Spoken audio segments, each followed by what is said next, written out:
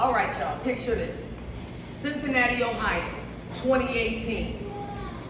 I thought the caged bird had finally been set free. I had investors willing to invest in me.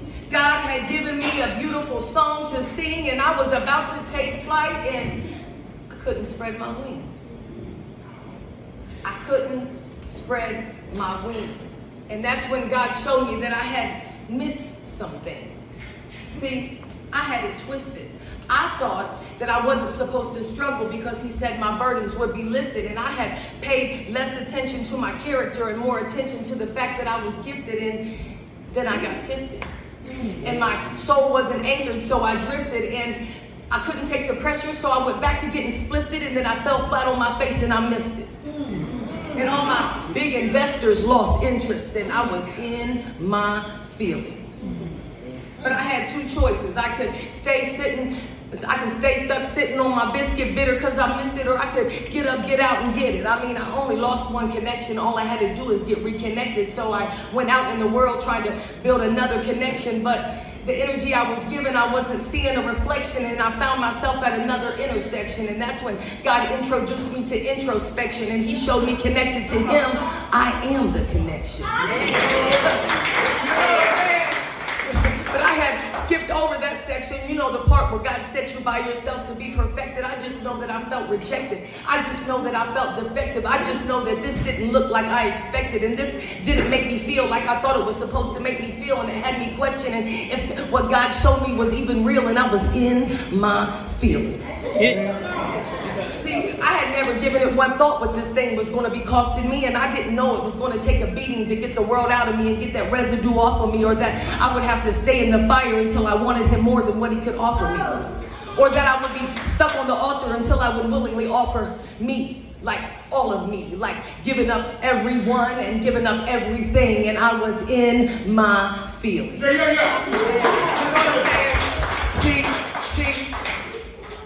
Then COVID hits and the whole world gets put on hold, and while everyone's binge watching Netflix, I sat still and I ate my scroll, and I got set free, and he slowed my roll, and I started feeling a little like pure gold. I wanted to storm the forts and take back what they stole. I mean, when it was just me and God, I was on a roll. I was almost out of my feelings. And then he said, go and comfort them, even though he knew that they were going to betray me. And he said, hit rewind. And when I did, all they did was replay me. And he said, turn your back and walk away. And then they crept from behind just to slay me. But I still didn't let it sway me. I still stood on the fact that he said he was going to repay me. I still kept believing for everything that I was believing, because he said I was going to get recompense for everything that I was leaving. But I didn't know that the understanding and the healing was going to come after she stopped breathing. Yeah, and that my own rebellion would be the reason that I got out of his timing, and I missed that whole season, and I was in my feelings.